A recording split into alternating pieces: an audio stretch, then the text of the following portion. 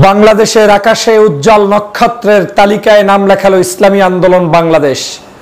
ইসলামী আন্দোলন বাংলাদেশের আমির মুফতি রেজাউল করিম সাহেবের নেতৃত্বে আজ ঢাকাস্থ ঐতিহাসিক সোহরাওয়ার্দী উদ্যানে অনুষ্ঠিত হয়েছে জাতীয় মহাসমাবেশ।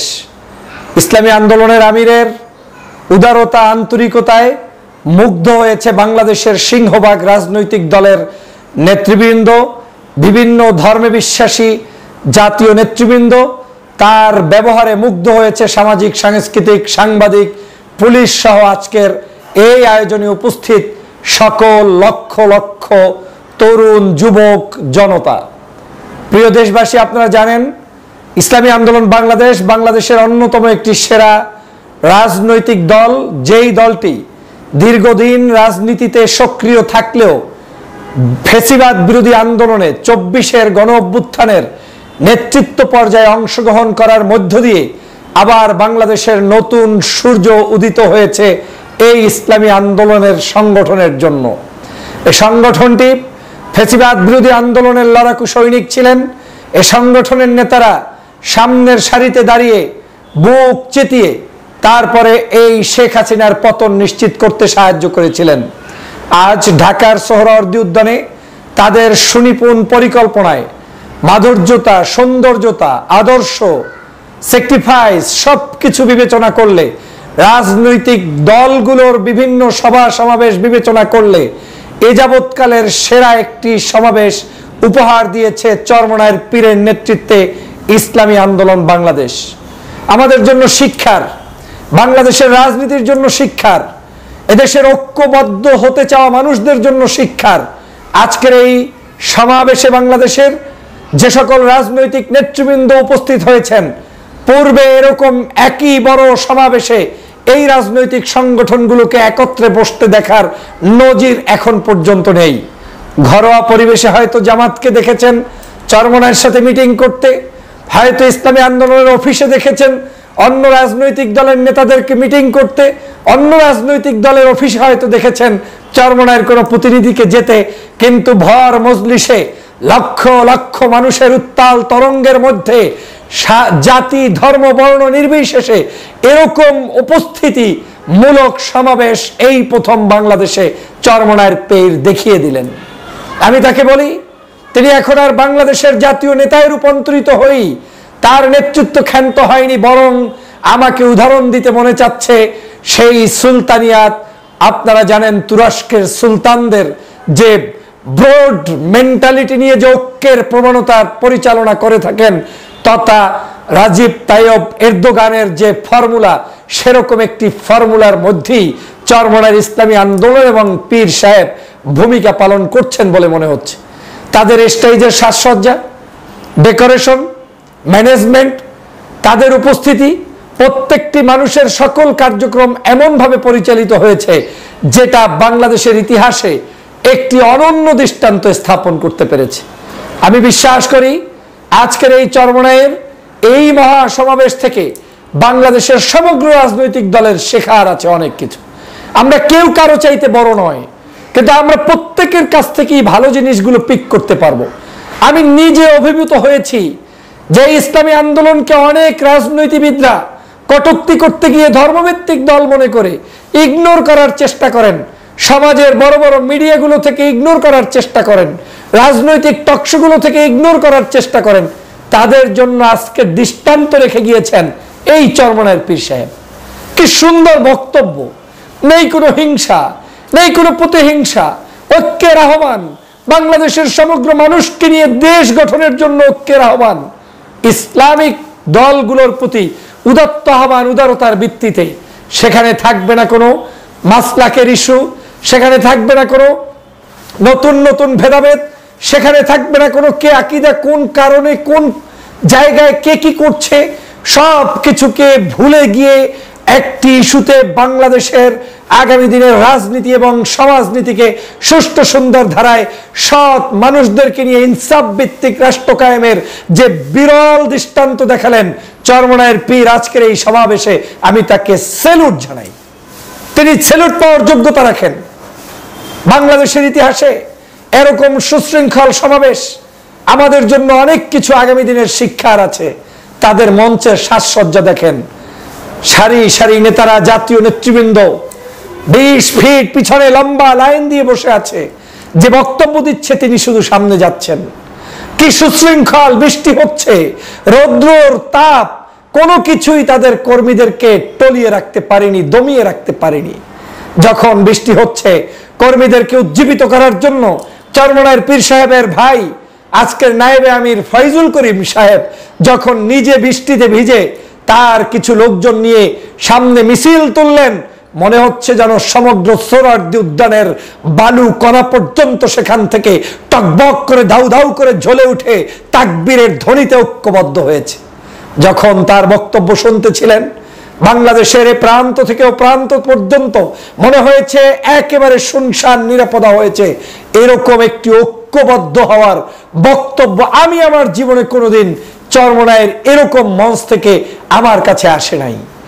আজ তারা আকাশের নক্ষত্রে রূপান্তরিত হলেন।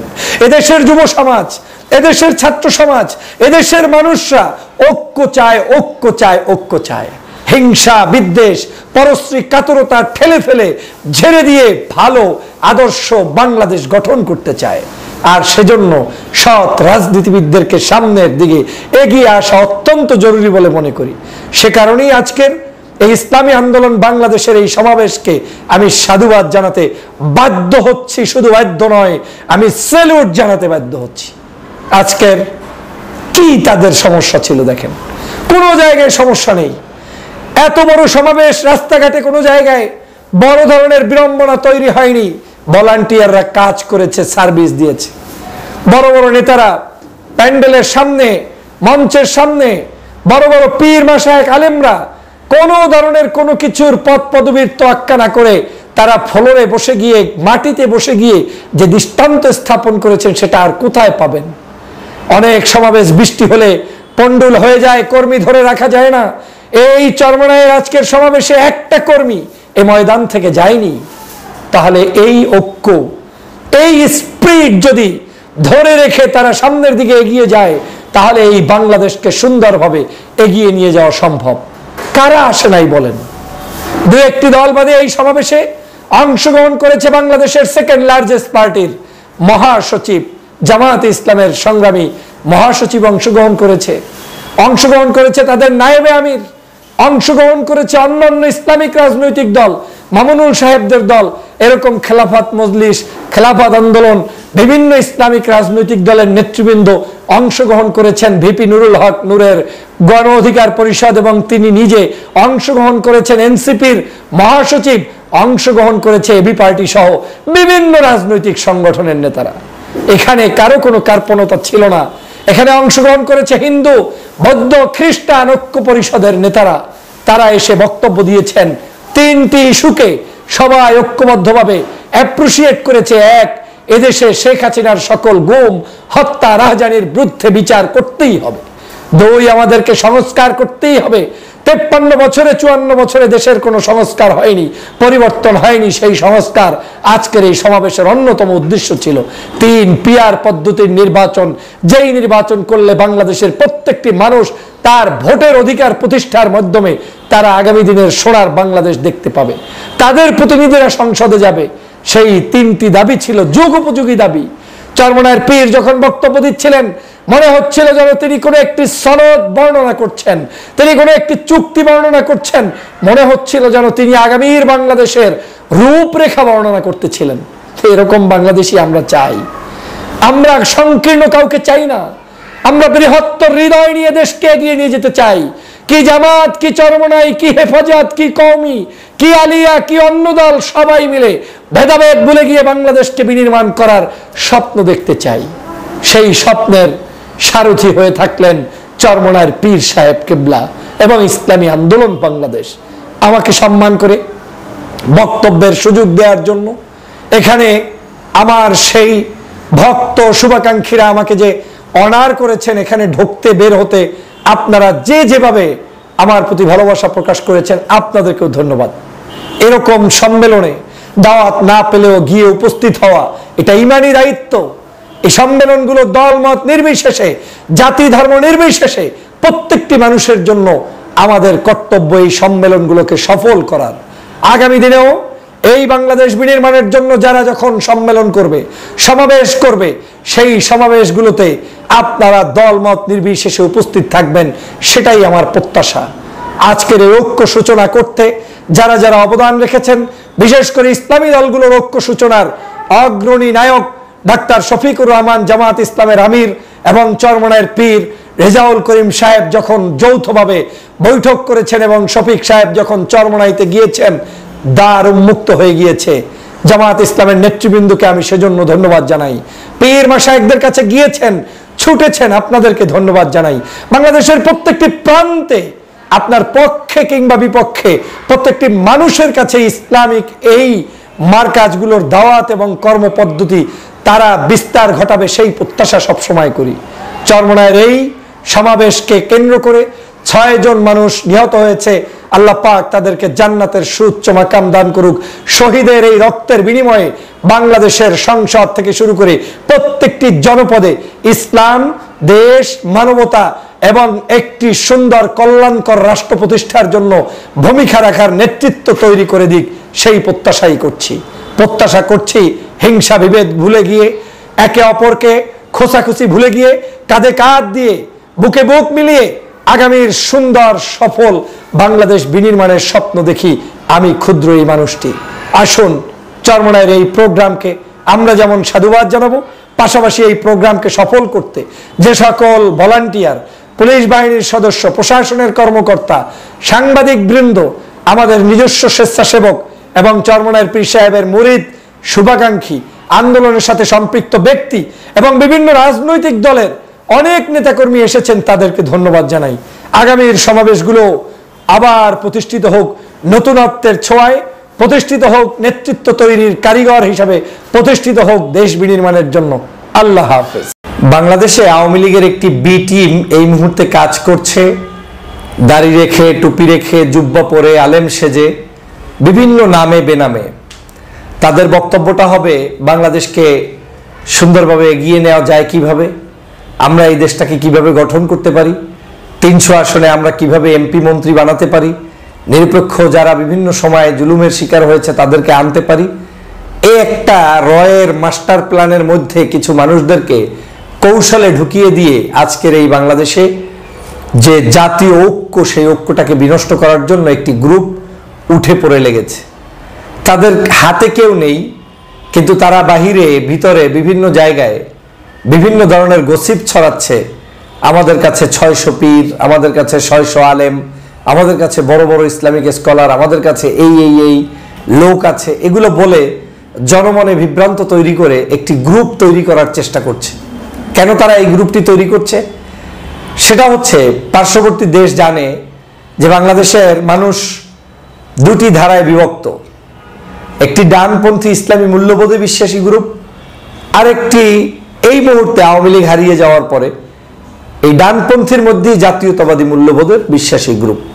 একটা সময়ে এই জাতীয়তাবাদী মূল্যবোধ এবং ইসলামী মূল্যবোধের শক্তি একত্রিত ছিল, কিন্তু দীর্ঘদিন পর্যন্ত 16 বছর পরে সেই একত্রিত থাকার জায়গাটা পার্শ্ববর্তী দেশের পরিকল্পনাই ভেস্তে দেওয়া হয়েছে, ভেঙে দেওয়া হয়েছে।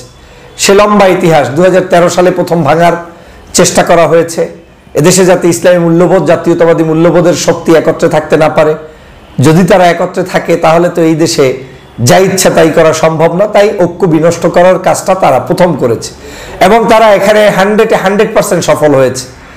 যেটা প্রথম 1-2 বছরে সফল হয় নাই, সেটা শেখ হাসিনার 16 বছরের প্রচেষ্টায় এখন এদেশের জাতীয়তাবাদী ইসলামী মূল্যবোধের শক্তি আলাদাই আছে। বিএনপির জায়গায় আছে, জামাতের জায়গায় আছে, অন্যান্য ইসলামিক দলগুলো যার যার তরিকায় দিনাতিপাত করছে, কাজ করে যাচ্ছে এবং এটাই তাদের পরিকল্পনায় হয়েছে। এই দেশে একত্রে থাকুক, শক্তিশালী হোক, সেটা তারা চায় নাই, কিন্তু উপায় নেই। এখন যেহেতু ভিন্ন জায়গায় ভিন্নভাবে কাজ করছে, এখন তাদের আবার মাথা খারাপ হয়ে গিয়েছে। তারা দেখছে যে আওয়ামী লীগ বাংলাদেশ থেকে পালিয়ে গিয়েছে, তাহলে আওয়ামী লীগই আদর্শ অনুকরণ করে এই দেশে শক্তিশালী কেউ হতে পারবে না। সে কারণে আওয়ামী বিরোধী শক্তিগুলো যাতে ঐক্যবদ্ধ হতে না পারে, সে জায়গায় এখন নতুন করে তারা ষড়যন্ত্র শুরু করেছে। সেই ষড়যন্ত্রটাই হচ্ছে এমন যে আপনি যখন দেখছেন যে পাশের বাড়িতে বিশাল একটি আয়োজন চলছে, এই আয়োজনটাকে আপনি যদি দেশপ্রেমিক হন, ভালো মানুষ হন, তাহলে সবার আগে তার সহযোগিতা করে তার আয়োজনটাকে আপনি সম্পন্ন করে দিবেন। কিন্তু যখন আপনি তাকে আয়োজনে সাহায্য না করে আপনি পাশে আর একটা ডোঙ্গা নিয়ে বসে গেলেন, আর একটা কিছু এখানে করার চেষ্টা করলেন, এবং সেখানে আপনি ভিন্ন ভিন্ন জায়গা থেকে ওই সকল মানুষদেরকে টেনে হিঁচড়ে এখানে ঢুকিয়ে তারপরে নতুন একটা শেপ দেওয়ার চেষ্টা করলেন, এবং আপনি মুখে আবার বললেন এটাও যে আপনাদের আমাদের বিভিন্ন জায়গায় যারা নিপীড়িত, নির্যাতিত, মানে পদ পদবি বঞ্চিত, হ্যাঁ সে হয়তো ইসলামী দল করেছে, দলের ভালো কোনো পদ পায় নাই, আর একটা কিছু করেছে ভালো কিছু পায় নাই, এই যে হতাশাগ্রস্ত মানুষগুলো, তাদেরকে অ্যাকোমোডেট করে একটা শক্তি অর্জন করতে চায় কেউ কেউ। তাদের মূল উদ্দেশ্যটা হচ্ছে ওই যে টের পেয়েছে ডানপন্থী ইসলামপন্থীরা এক জায়গায় এক হচ্ছে, এই এক যাতে হতে না পারে। প্রথম কাজ হচ্ছে জাতীয়তাবাদ থেকে তো ভেঙে দিল, দ্বিতীয় কাজটি এখন সফল করার জন্য তারা যে যাতে আবার ভেঙে দেওয়ার পরে ইসলামপন্থীরা আবার এক না হতে পারে, ডানপন্থীরা এক না হতে পারে, এক জায়গায় বসতে না পারে, না খেতে পারে, সেখানে একটা নতুন ষড়যন্ত্র শুরু করে দেয়া। এবং এই ষড়যন্ত্রের মূল নাটের গুরুগুলো হচ্ছে মূলত আওয়ামী লীগের সদস্যরা, যারা গত 16 বছর পর্যন্ত ফ্যাসিবাদের কাজ করেছে। কিন্তু আপনারা নিশ্চয়ই জানেন আওয়ামী লীগের লক্ষ লক্ষ লোকের মধ্যে সব লোক তো আর বাংলাদেশ থেকে পালিয়ে যায়নি। আমরা খুঁজছি এমপি, মন্ত্রী, দাগি কিছু মালদেরকে হয়তো আপনি দেখলে খুঁজছেন কিংবা পুলিশকে ইনফর্ম করছেন, কিন্তু আপনার পাশেই ইমাম সেজে বসে আছে, কারি সেজে বসে আছে, আলেম সেজে বসে আছে। তার মাথায় এইটু নাই যে বাংলাদেশে মূলত আমাকে ব্যবহার করা হচ্ছে একটি বৃহত্তর জনগোষ্ঠীর ঐক্য বিনষ্ট করার জন্য, আমাকে মূলত ব্যবহার করা হচ্ছে যাতে করে এই জাতীয়তাবাদ ইসলামী মূল্যবোধ একত্রে কিছু করতে না পারে সেজন্য, অথবা আমাকে ব্যবহার করা হচ্ছে এই বাংলাদেশে এই দুইটি গোষ্ঠী যাতে আরো দুর্বল হয়ে আওয়ামী লীগ প্রতিষ্ঠিত হয় সেজন্য এই জিনিসটা তাদের মাথায় কাজ করছে না। তারা বড় বড় স্বপ্ন দেখে, হঠাৎ করে স্বপ্ন দেখে যে কালকেই কিছু একটা সূর্য উদিত হবে আর বাংলাদেশের সমস্ত জায়গায় তাদের জয় জয়কার হবে। সাবধান হয়ে যান। বাংলাদেশের সাধারণ নাগরিকদেরকে আহ্বান করছি, আপনাদেরকে চক্ষু খুলে চলতে হবে, অনেক বিচক্ষণ হতে হবে, সাবধান হতে হবে। বাংলাদেশে আপনি যদি পছন্দ নাই করেন, ফর এক্সাম্পল আপনাকে ধানের শীষ পছন্দ হয় না, ভোট দিয়েন না ধানের শীষ। জামাতকে পছন্দ হয় না, দিয়েন না জামাতকে। পছন্দ হয় না চরমনাই, দিয়েন না তাকে। পছন্দ হয় ছাত্রদের, দেন তাকে। আবার আপনার পছন্দ হয় না ছাত্রকে, পছন্দ হয় দাঁড়িপাল্লা, তাকে দেন। দাঁড়িপাল্লাকে হয় না ধানের শীষকে, তাকে দেন। অন্তত পক্ষে আপনি পরীক্ষিত মানুষগুলোর সাথে থাকুন। কিন্তু পরীক্ষিত মানুষ ছাড়া যারা হঠাৎ করে গজিয়ে উঠে নতুন নতুন ষড়যন্ত্রের বীজ বুনছে বিভিন্ন কর্নার থেকে এসে, এবং সহজেই আপনার সবকিছু গুণে ক্যালকুলেট করে বলে দিচ্ছে, বুঝতে হবে এই জায়গায় ভিন্ন কোনো উদ্দেশ্য আছে, এবং এদের উদ্দেশ্য হচ্ছে আপনাকে এই বাংলাদেশের বৃহত্তর জাতীয় ঐক্য বিনষ্ট করা। আমি চাই এই বাংলাদেশের নাগরিকরা আগামী নির্বাচনে স্বাধীন মতো মত প্রকাশ করুক, যে কাউকে ভোট দেখ, যাদেরকে অন্তত আমরা চিনি, যারা এই দেশের রাজনৈতিকভাবে সুপ্রতিষ্ঠিত। কিন্তু আমরা এমন কাউকে দেখতে চাই না যেই মানুষগুলোর ব্যাপারে আমাদের কোনো জ্ঞানই নাই, ধারণাই নাই, এবং সেই মানুষগুলো আপনাকে ঐক্য বিনষ্ট করে, আপনাকে উইক করে দিচ্ছে, দুর্বল করে দিচ্ছে, বিতর্কিত করে ফেলছে। আপনার দরবারের নাম ব্যবহার করে মানুষকে বলছে আমাকে সাথে অমুকে আছে, আপনার নাম ব্যবহার করে আর এক জায়গায় গিয়ে বলছে আমাদের সাথে 500 অমুক দরবার আছে। এই যে মিথ্যাচার করে করে, আমি তো সমগ্র বাংলাদেশের কম বেশি হকপন্থী ইসলামপন্থী মানুষদের সাথে ওঠা বসা আছে, হলফ করে বলতে পারি তারা বিচক্ষণ, তারা দেশকে নিয়ে ভাবে। কিন্তু দেশকে নিয়ে যারা ভাবে তাদেরকেও বিভ্রান্ত করার জন্য একটি গোষ্ঠী ইতিমধ্যেই মাঠে নেমে পড়েছে, এবং তারা সেই কাজটি করছে। আমি স্পষ্টভাবে আপনাদেরকে সতর্ক, ভবিষ্যতে প্রয়োজন হলে আরো করব, কিন্তু এখনই আমি আপনাদেরকে যে উদাত্ত আহ্বান জানাই, সহজে কোনো কিছু খেতে যাবেন না, জিহ্বা পুড়ে যাবে। সহজে কোনো কিছু পেতে যাবেন না, জিহ্বা পুড়ে যাবে। সহজে রাজনীতিতে এস্টাবলিশড হওয়ার চিন্তা করবেন না, ধ্বংস হয়ে যাবেন। রাজনীতি একটি লম্বা সময়, আদর্শ নিয়ে, চিন্তা নিয়ে, দেশ নিয়ে, দেশের মানুষের চিন্তা চেতনাকে নিয়ে আপনি এগোতে পারলে আপনি সফল হবেন। এদেশে যারা ধর্মীয় মূল্যবোধকে ধ্বংস করতে চায়, ইসলামী মূল্যবোধকে দুর্বল করতে চায়, তারাই মূলত ছন্দ সেজে নতুন কৌশলে আপনাকে এটা সেটা বুঝিয়ে আপনাকে ঐক্য বিনষ্ট করার জন্য দূরে ঠেলে রাখবে। কোনো অন্যায় আমার নাই, তারপরেও বলবে না কিছু না কিছু অন্যায় আছে। এই বাংলাদেশের এই হচ্ছে অবস্থা। এইরকম একটি অবস্থা সৃষ্টির হাত থেকে পায়তারা থেকে যদি দেশবাসীকে রক্ষা করতে চান, সবার আগে আপনি আপনার মুরব্বীর পরামর্শ গ্রহণ করুন। আপনার দল যার করেন সেই দলের প্রতি আপনি আকৃষ্ট থাকুন। এবং আমি কেন এই কথাগুলো বলছি, আমার কাছে সন্দেহ হচ্ছে আগামী কিছুদিনের মধ্যে এমনভাবে ষড়যন্ত্রের দানাপানা শুরু হবে, এর মূল উদ্দেশ্যটাই হচ্ছে আপনি যাতে ইউনাইটেড হতে না পারেন, ঐক্যবদ্ধ হতে না পারেন। এই ঐক্য বিনষ্টকারী সকল ষড়যন্ত্রবাজ, ফিতনাবাজ, সে দাড়ি লাগিয়ে আসুক, টুপি লাগিয়ে আসুক, তাবলিগ সেজে আসুক, পীর সেজে আসুক, আর কোন রাজনৈতিক সংগঠনের নেতা সেজে আসুক, সাবধান থাকবেন। ডাইরেক্ট আপনার মন চায় জামাত করেন, করেন, চরমনাই করেন, করেন, বিএনপি করেন, করেন, বা অন্য আরো যাদেরকে দেখেছেন, বুঝছেন, চোখের সামনে স্পষ্ট, সেই মানুষদেরকে আপনি সমর্থন করেন, আমার আপত্তি নাই। কিংবা সেই মানুষগুলোকে ঐক্যবদ্ধ করিয়ে দেন, আমার আপত্তি নাই। জাতীয় ইস্যুতে তাদেরকে বসার ব্যবস্থা করে দেন, আমার আপত্তি নাই। কিন্তু এর বাহিরে গিয়ে গোপনে গোপনে গুজুর গুজুর করে এ কর্নারে ও কর্নারে, পিছন থেকে সামনে থেকে গোপনে গোপনে তালিকা করা, মানুষ ডাকা, ভিন্ন চরিত্র জাতির কাছে উপস্থাপন করা থেকে সাবধান হয়ে যান। না হয় সময় আপনাদের মুখোশ উন্মোচন করে দিবে। দেশ ক্ষতিগ্রস্ত হোক সেরকম কোন কার্যক্রম কেউ যদি করে, তাদেরকে আমরা একেবারে শেষ করে দিব। আমরা এই বাংলাদেশের ঐক্য বিনষ্ট হতে দিব না। এই দেশের ধর্মীয় অনুশাসন, সামাজিক মূল্যবোধ, রাজনৈতিক কৃষ্টি কালচার, ভারতীয় আধিপত্যবাদ মুক্ত, আওয়ামী লীগ মুক্ত, সকল দোসরদের মুক্তভাবেই আমরা রাখবো ইনশাআল্লাহ। অতএব এখন কারা কি করছে আমরা জানি। এরা সব আওয়ামী লীগের বি টিম, সি টিম, এদের প্রত্যেকের নাম তালিকাভুক্ত করা হবে এবং এদেরকেই জাতির কাছে নতুন করে উন্মুক্ত করবো ইনশাআল্লাহ। অতএব সাবধান হয়ে যান। বাংলাদেশে গোপনে কোনো ডান বান কর্নার থেকে কোনো তৃতীয় কোনো গোপন ষড়যন্ত্র করবেন না। যদি কেউ করেন, তারা ধ্বংস হয়ে যাবেন এবং বাংলাদেশের জনগণ আপনাদের মুখোশ উন্মোচন করে দিবে। সবাই ভালো থাকবেন। আল্লাহ হাফেজ।